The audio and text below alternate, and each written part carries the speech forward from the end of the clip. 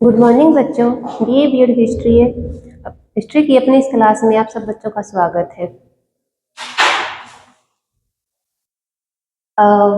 पिछले 2-3 दिनों में जैन धर्म जो है ना वो चालू कर रखा है अपन लोगों ने। आज थोड़ा सा उसका रह जाएगा, आज थोड़ा सा रह चुका है ना, वो पूरा कर देंगे। देखो, महावीर स्वामी से चलो थोड़ा सा रिवीजन मार देती हूँ, एक बार सुन लो कि क्या क्या चीजें पढ़ चुके हैं। उनके प्रारंभिक जीवन के बारे में देख लिया है, उनकी शिक्षाओं के बारे में, उनके सिद्धांतों के बारे में, और वो सब चीजें देख ली है। तो ये है। बाद में क्या होता है ना कि जब जैन धर्म का महावीर स्वामी की जब डेथ हो जाती है ना, उसके बाद में जो जैन धर्म है ना, वो उनके विचारों में थोड़ी भिन्नता आ जाती है। कि कुछ तो लोग ऐसे होते हैं कि जो प्राचीनता को मानते हैं, और कुछ लोग ऐसे होते हैं जो कि नवीन विचारों को जो है ना संघ में प्रवेश देने के लिए तैयार होते, वो चाहते हैं कि नवीनता आए, थोड़े बहुत रूढ़िवादी सोच ना रखें। तो वो थे श्वेतांबर लोग और दिगंबर लोग। दो संप्रदायों में विभाजित हो जाता है जैन धर्म। वो था श्वेतांबर जैन धर्म और दिगंबर जैन धर्म। इसमें देखो क्या है, श्वेतांबर का मतलब क्या होता है। श्वेतांबर श्वेत प्लस में अंबर, इस श्वेत वस्त्रों को जो धारण करते थे ना, वो श्वेतांबर संप्रदाय के भिक्षु थे और भिक्षुणियां थी। दिगंबर का मतलब यहाँ पे होता है कि दिग दिग का मतलब होता है आकाश। कहने का मतलब ये लोग ऐसे थे कि जो ये कहते थे कि आकाश है वही हमारी छत्र छाया है, वो हमें ढकता है, तो हमें वस्त्रों की जरूरत नहीं है। जो श्वेतांबर है, क्या कहते, श्वेत वस्त्र धारण करते थे, सफेद वस्त्र धारण करते थे वो लोग, और फिर वो तपस्या करते थे। परंतु दिगंबर संप्रदाय के जो भिक्षु भिक्षुणी थे ना, वो क्या करते थे कि वो बिना वस्त्र के ही तपस्या करते थे, तपस्या का जीवन बिताते थे, नग्न शरीर रहता था उनका। इसके बाद में है कि श्वेतांबर संप्रदाय के जो लोग हैं वो क्या मानते हैं, वो ये कहते हैं कि जो महावीर स्वामी जी है ना, वो विवाहित थे, उनकी शादी हुई थी, उनकी जो पत्नी थी ना वो यशोदा थी। परंतु दिगंबर संप्रदाय के जो लोग है ना, महावीर स्वामी को विवाहित नहीं बताते हैं। वो ये कहते हैं कि वो शुरू से ही जो है ना एक प्रकार से ब्रह्मचारी रहे थे, उन्होंने शादी नहीं की थी, उनका कोई परिवार नहीं था। दिगंबर संप्रदाय के लोग ये कहते हैं। इसके बाद में श्वेतांबर संप्रदाय क्या कहता है कि मोक्ष प्राप्त करने का अधिकार, निर्वाण प्राप्त करने का अधिकार जो है ना प्रत्येक वर्ग के लोगों को होता है। ये नहीं कि ब्राह्मण वर्ण वर्ण का है या क्षत्रिय वर्ण का व्यक्ति ही जो है ना एक प्रकार से जैन धर्म की शिक्षाओं को ग्रहण करेगा, मोक्ष प्राप्ति का रास्ता जो है ना उसी को ही प्राप्त होगा, ऐसा नहीं था। सभी वर्ण के लोगों को, ये मैंने लिखा यहाँ पे, सभी वर्ण के लोगों को यहाँ पे अध्ययन करने का जो है ना अधिकार था। इसका मतलब श्वेतांबर संप्रदाय में सभी वर्ण को आने की जो है ना परमिशन थी। परंतु इधर क्या कहते हैं दिगंबर संप्रदाय के लोग कि साधारण साधारण जो नागरिक होते हैं ना, वो संघ में प्रवेश नहीं ले सकते। वो जो है ना एक प्रकार से जैन धर्म का जो अध्ययन होता है ना, वो नहीं कर सकते, सामान्य नागरिक नहीं कर सकते हैं। इसके बाद में इन्होंने ये कहा है स्त्रियों के बारे में, थोड़ी दोनों की क्या विचारधाराएं हैं। कि दिगंबर वाले तो ये कहते हैं कि जो स्त्रियां हैं ना, वो भी पुरुषों के समान जो है ना ज्ञान प्राप्त करने की भागी होती है, उनको भी ज्ञान प्राप्त करने का अधिकार है। वो भी केवलिन कहला सकती है, केवल्य प्राप्त कर सकती है, वो केवल्य की अधिकारिणी होती है वो।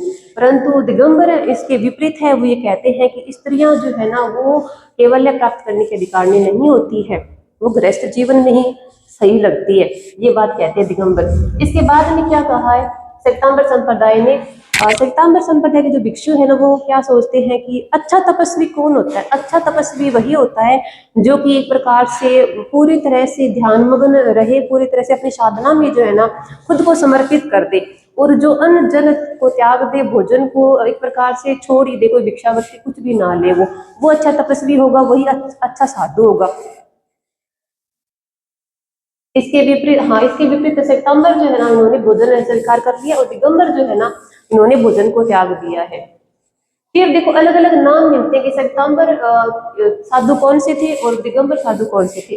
तो श्वेतांबर को क्या कहा गया था, सिर्फ पूज्य कहा गया है, साधु कहा गया और आचार्य कहा गया है। श्वेतांबर को क्या नाम दिया गया है, आचार्य, साधु और श्री पूज्य। इसके विपरीत जो दिगंबर है ना, उनको अलग अलग नाम, उनको क्षुल्लक कहा गया, एलक, निग्रंथ। निग्रंथ का हालांकि यहाँ पे सीधा मतलब निग्रंथ वही होता है जो कि सांसारिकता के बंधन से मुक्त हो चुका है, वही निग्रंथ है। इंद्रियों को जिसने ज्ञान प्राप्त कर लिया, इंद्रियों को जिसने कंट्रोल में कर लिया है अपनी इंद्रियों को, वही। अब बात ये है कि जो श्वेतांबर संप्रदाय था वो कहाँ मतलब एक प्रकार से फैला था, कहाँ पे रहा था। तो मगध, आज उस टाइम का जो मगध है ना, आज का बिहार है, ठीक है।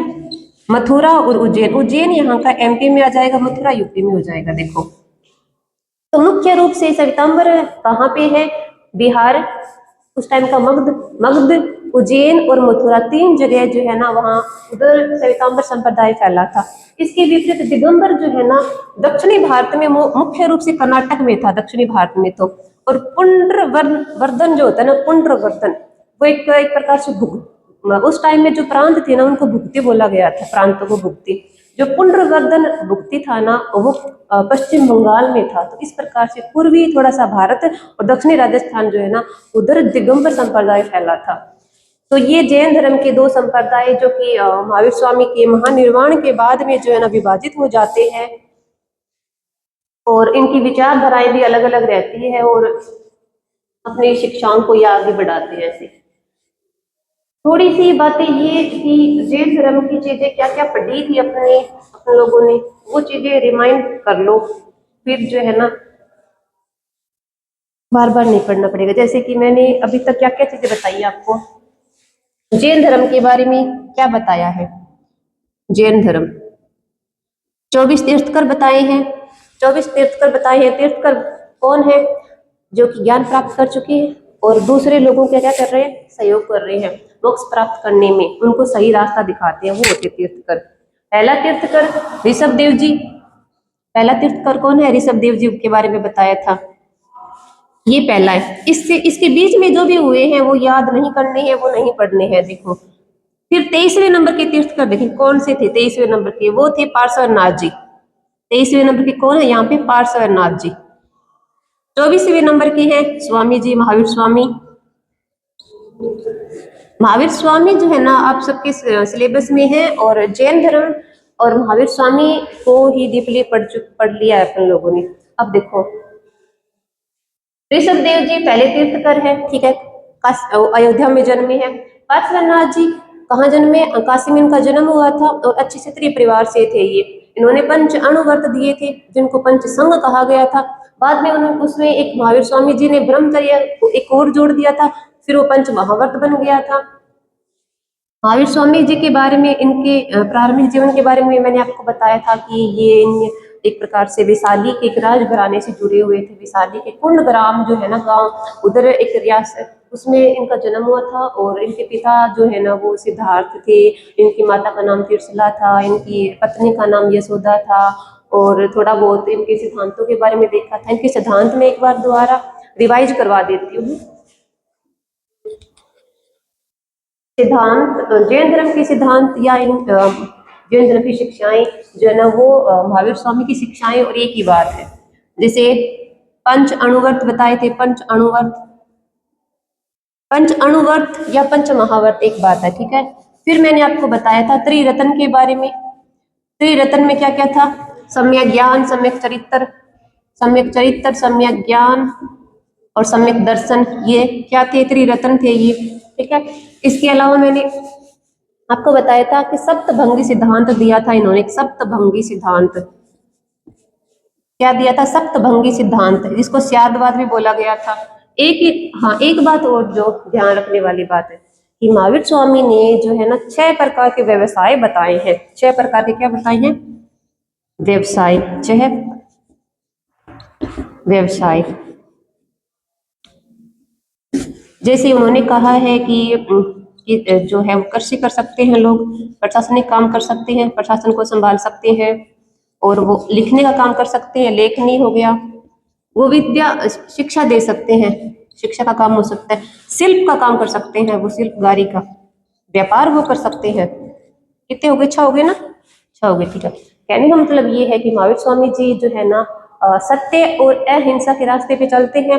तो क्या कहते हैं, हालांकि जो जो कृषि है ना, कृषि में उन्होंने थोड़ी सी चीजें ये बताई है कि कृषि, चलो खेती करते हैं तो भाई जीव जंतुओं की हत्या भी होती है, परंतु अगर अपने को अपना पेट भरना है तो अपन को अनाज उगाना पड़ेगा। तो वही बात थी। कृषि और व्यापार का मतलब यहाँ पे यही था कि व्यापारिक काम भी कर सकते और प्रशासनिक काम भी कर सकते थे। लेखनी का मतलब यहाँ पे ये था कि अपनी रोजी रोटी चलाने के लिए लेखनी जो थी ना पद्धति, उसको भी वो आगे बढ़ा सकते थे। इसके बाद में विद्या का मतलब यहाँ पे ये है कि वो शिक्षा के माध्यम से भी जो है ना अपना रोजगार, अपना जीवन चला सकते हैं। ये चीजें थी, 6 प्रकार के व्यवसाय उन्होंने बताए थे महावीर स्वामी जी ने। इसके बाद में बात ये आती है कि उन्होंने कर्मवाद सिद्धांत दिया था, पुनर्जन्म सिद्धांत दिया था, और उन्होंने जो आगे बातें बताई थी ना, एक जैन संघ के बारे में देखो, जैन संघ की स्थापना की थी। जैन संघ क्या था? ये जैन संघ, इसमें ये बात है कि इसमें अलग अलग डिवाइड थे, कि इसमें महिलाओं के लिए अलग डिपार्टमेंट था और पुरुषों के लिए अलग डिपार्टमेंट था, और संख्या जो है ना वो महिलाओं की ज्यादा थी। कहने का मतलब कि भिक्षुणियां ज्यादा थी और भिक्षु कम थी। जैन संघ था। एक बात ये आती है कि जब महावीर स्वामी का महापरिनिर्वाण हो गया, मतलब उनकी डेथ हो गई थी, उसके बाद में संघ का क्या हुआ था, इसको किसने संभाला था? तो उनका एक शिष्य था, उसका नाम था सुधर्मन। सुधर्मन कौन है? महावीर स्वामी का शिष्य था। और ऐसा कहा जाता है सुधर्मन के बारे में कि जब बौद्ध धर्म के प्रवर्तक महात्मा बुद्ध का जब महापरिनिर्वाण हुआ, मतलब उनकी मृत्यु हुई थी ना, उसी दिन सुधर्मन जो है ना उसको कैवल्य प्राप्त हुआ था। क्या हुआ था? उसको ज्ञान प्राप्त हुआ था। और इसी कारण जो है ना जैन संघ को आगे जो है ना जिसने संभाला था, जैन संघ जिसने अध्यक्षता की थी ना, वो था सुधर्मन।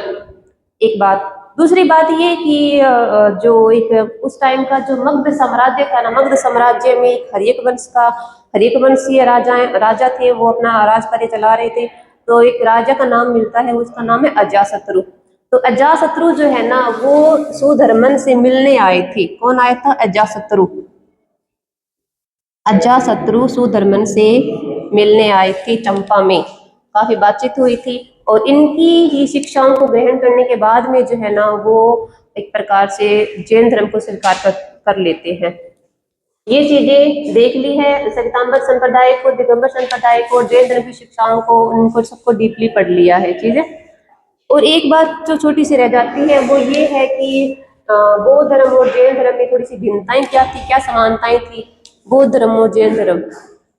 थोड़ी बहुत ही सिमिलरिटी है, बात सिद्धांत सबके अलग अलग, ठीक है, लेकिन जो दो बातें सामने आती है वो ये है कि कर्मवाद, जैसे यहाँ पे बौद्ध है और यहाँ पे जैन है, दोनों में दो बातें समान है। जैसे बौद्ध धर्म में भी कर्मवाद को प्रायोरिटी दी गई है, यहाँ पे भी कर्म जो है ना उसको सर्वोपरि माना गया है। इन लोगों ने भी पुनर्जन्म को बताया है कि आपके जो कर्म है ना आज के, वो आपके पुनर्जन्म को निश्चित करेंगे, ये बातें। और एक अलग बात जो है कि जो कि आलोचना में भी आती है वो ये है कि जो जैन धर्म है ना वो बौद्ध धर्म की तुलना में क्यों पॉपुलर नहीं हो पाया था, वो ये था कि इसके सिद्धांत थे ना वो बहुत कठोर थे। ये लोग क्या कहते हैं? कठोर अनुशासन करो, कठोर तपस्या करो, क्या करो? कठोर तपस्या करो, और कठोर उपवास रखो। उपवास भी कैसा रखो कि आप अन्न जल सबको त्याग दो, एक प्रकार से मौन धारण कर जाओ। और ऐसा जो तपस्वी करता है ना वही अच्छी साधना में लीन माना जाएगा।